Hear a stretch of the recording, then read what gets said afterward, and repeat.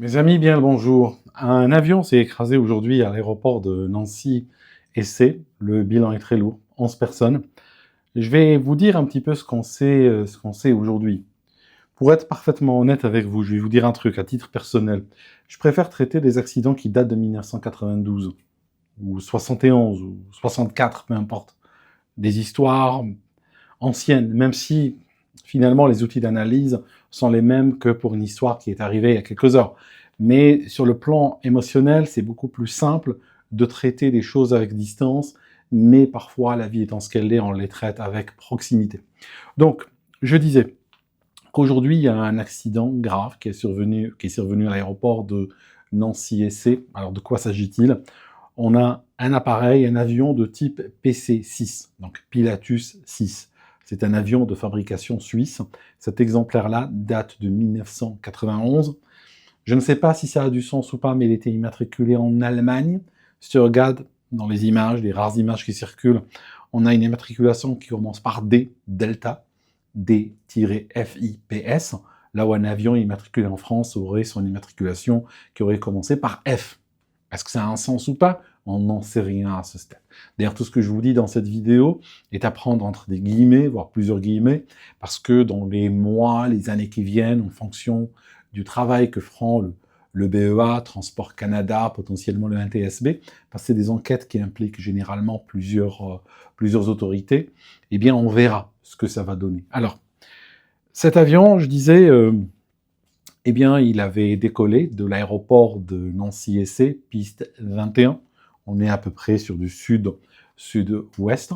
Et en fait, si tu vois, c'est que dans cette direction, d'ailleurs dans l'autre aussi, il y a des constructions, il y a des habitations. Donc l'appareil a frôlé des habitations lors de sa chute. Parce qu'il décolle, en fait. Il décolle et il va s'écraser littéralement quelques secondes plus tard. Il n'ira pas très loin. Il fera quelques centaines de mètres au-delà du seuil de piste. Alors, à bord, il y avait 11 personnes. C'est qui? On avait un pilote qui a été décrit par les médias comme chevronné, entendez, expérimenté. Et puis, on avait à bord 10 personnes qui devaient sauter en parachute. Donc, on va les diviser en deux groupes en réalité. Tu as 5 instructeurs qui vont accompagner 5 personnes qui vont sauter pour la première fois. Donc, on a des sauts en tandem. Donc, on a un seul parachute principal, et puis on a un élève qui est attaché par son harnais à un instructeur. Les deux sautent en même temps, et c'est l'instructeur qui gère. Donc, les élèves en question, ou les clients en question, qui sont venus pour un baptême de parachutisme, semblent appartenir au corps médical de la région. J'ai vu le nom de la clinique de Gentilly ou de la polyclinique de Gentilly circuler, mais voilà, on a 5 personnes appartenant au corps médical, infirmiers, infirmières, médecins, peu importe, on saura plus tard, qui étaient venus pour sauter donc en parachute. C'était le deuxième saut de la journée. Précédemment, avant ce saut-là, l'appareil avait décollé de la même piste, et puis il a pris de l'altitude, il avait largué des parachutistes et était revenu. Alors, peut-être quelques éléments que je peux vous donner, c'est que ces avions-là, donc le PC-6 est entraîné par une turbine. C'est une turbine qui entraîne elle-même une hélice quadripale. La turbine, c'est Pratt & Whitney Canada. C'est pour ça que je vous ai dit précédemment que les Canadiens vont probablement envoyer quelqu'un pour participer à cette enquête en tant que pays fabricant du moteur. Je pense qu'il sera même très très question du moteur dans cette histoire, même si on ne spécule pas encore, on ne sait pas ce qui s'est passé.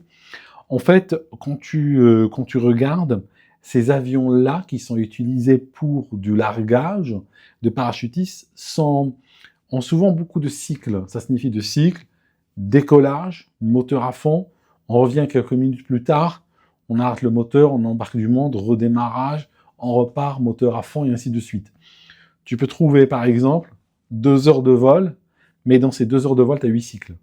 Ça veut dire que les moteurs, quand tu les vois, ils vieillissent pas nécessairement seulement selon les heures de vol, mais en fonction des cycles également. Bien entendu, ce n'est pas quelque chose d'inconnu, ce n'est pas quelque chose que l'aviation découvre aujourd'hui. Non, c'est connu, et dans une large mesure, on en tient compte. Mais voilà, le fait est que assez régulièrement, les avions dont on s'en sert pour le largage de parachutistes ont tendance à connaître des pannes moteurs un peu plus fréquentes, hein, même si on n'a pas de, j'ai pas de statistiques scientifiques hein, pour soutenir ce que je dis, mais ça a l'air assez courant. Par exemple, je vous donne le dernier accident. Il a eu lieu dans le Missouri, à Butler, il y a à peu près 15 jours de cela. Et il avait tué 12 personnes. Un avion, turbo-propre, décollage, pas de moteur, l'avion s'écrase. D'accord. Donc, il y a aussi un accident dans ce canal, c'était un bimoteur, pareil, pas de moteur, il était un bimoteur, mais le pilote n'a malheureusement pas pu contrôler la dissymétrie. Une fois qu'il a perdu un moteur, il a fini dans les arbres, planté quasi verticalement, également pas mal de victimes. Donc, ici, bien entendu, on ne sait pas ce qui s'est passé encore. Pour information, il n'y a pas de boîte noire dans ces avions, il n'y a pas d'enregistreur de vol, ni ils sont tenus d'en avoir. Néanmoins, les enquêteurs utilisent souvent des caméras de surveillance, des fois qu'on peut trouver sur ces sonnettes de maisons, dans des voitures, dans des véhicules. On peut aussi trouver des fois des caméras de surveillance sur les aéroports, ou bien des personnes qui filmaient, depuis même à l'intérieur de l'avion. On récupère souvent tout plein de GoPro et autres dans ces situations-là, et ça permet de se donner déjà une première idée. Par la suite, le moteur est enlevé, démonté, des disques pareils, on regarde l'impact et tout ça. Et l'histoire ici indique quand même, quand on la voit, que vraisemblablement, bien entendu, il y a peut-être autre chose qui s'est passé, mais honnêtement, à ce stade, le schéma qu'on connaît, si on l'applique à ce qu'on a vu dans le passé, on est vraisemblablement dans une panne moteur. Vraisemblablement, mais je ne donnerai pas ma main à couper, bien sûr. Demain, ils peuvent dire, non, le moteur fonctionnait à 100%, mais il y avait un autre problème. Bon, bien sûr, il n'y a pas de souci. Mais ce genre d'accident, avec ce type d'avion, assez fréquemment, il s'agit de panne moteur. Et quand tu regardes, une fois que cet avion décolle, en piste 21, il y a quoi face à lui? Eh ben, face à lui, tu as des constructions, des habitations. Mais d'ailleurs, même s'il avait décollé dans l'autre sens, ça aurait été pareil. Très souvent, ces aéroports, quand ils ont été construits, parfois il y a longtemps, tout autour, c'était vide, hein, il n'y avait que des terrains vagues, qui d'ailleurs offraient une très bonne sécurité en cas de panne moteur lors du décollage, parce que suffit d'aller tout droit, trouver un terrain vague, et puis se poser, d'accord? Mais aujourd'hui, la civilisation est arrivée jusqu'au grillage de l'aéroport, avec des routes, des maisons, des centres commerciaux, tout ça. Donc, les pilotes, quand ils décollent, n'ont plus vraiment d'option. Il n'y a pas d'option B. Ça signifie, s'il décolle, le moteur tombe en panne, c'est terminé. Il ne pourra pas faire demi-tour déjà. Hein, rappelez-vous, on a parlé plusieurs fois dans ce canal du demi-tour impossible. Ça signifie, si l'avion vient juste de décoller, il y a peut-être quelques dizaines de mètres d'altitude ou de hauteur, et le pilote veut faire demi-tour, généralement ça se termine mal. Il n'y a pas assez de hauteur, il n'y a pas assez de vitesse, assez d'énergie pour finir ce demi-tour. Il faut aller tout droit. Mais dans certains cas, comme ce que tu vois aujourd'hui, tout droit, tu as des habitations. Les gens qui étaient à l'intérieur de l'avion ne pouvaient pas sauter non plus. Parce que tu ne peux pas sauter si tu es à quelques dizaines de mètres du sol. Hein, c'est pas comme si... On a vu des cas d'avions. Une fois, il y avait un dossier où un avion de parachutisme a percuté un autre en vol, mais ils étaient à haute altitude, et ce qu'ils ont fait, les gens, c'est que tout le monde a sauté. Il n'y a pas eu de mort ce jour-là parce que tout le monde a sauté de l'avion. Mais c'était encore des parachutistes professionnels, et puis ça se passait à une altitude respectable. Mais là, au ras du sol, tu ne vas pas sauter d'un avion. Quand on regarde l'appareil, il a l'air d'être en vrac à peu près au même endroit. Ça signifie, c'est pas un avion qui s'est étalé sur une grande distance, tu vois. C'est pas un appareil qui a touché et puis après qui ça a été pulvérisé sur 100 mètres. Là, tout semble au même endroit. Un truc peut-être assez intéressant, c'est que ce jour-là, il faisait chaud, hein, 32 degrés, il fait hyper chaud, tout ça. L'appareil tombe, il n'y a pas d'incendie, donc c'est juste comme ça, c'est juste une remarque, hein, je suggère rien du tout. C'est des appareils qui fonctionnent au jet A1, ça ressemble à peu de choses près au diesel, d'accord? Donc c'est pas comme du sans-plan dont les vapeurs s'enflamment juste comme ça, mais n'empêche que, voilà, je suis un petit peu étonné qu'il n'y ait pas eu d'incendie. C'est juste, je le dis comme ça. Est-ce qu'il y avait du carburant dans les réservoirs? On verra.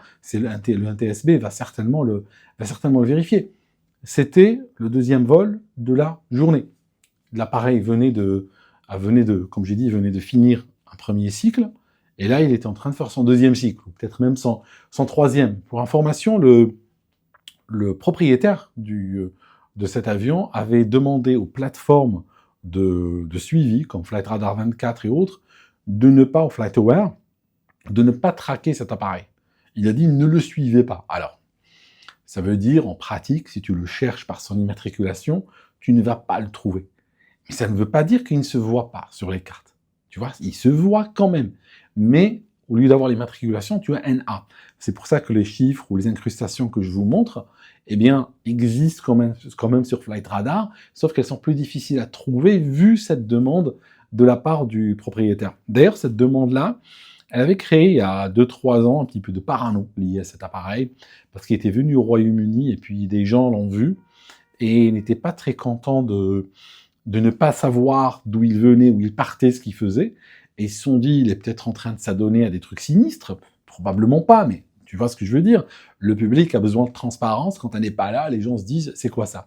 Et on regarde, il y a des gens qui ont écrit au service de l'État britannique, dans le cadre de la loi sur la transparence, qui force les administrations à donner les informations qu'elles ont sur certaines choses, et puis pour dire qu'est-ce qu'ils faisaient, qu'est-ce qu'ils maquillaient dans le ciel britannique, tu vois, donc...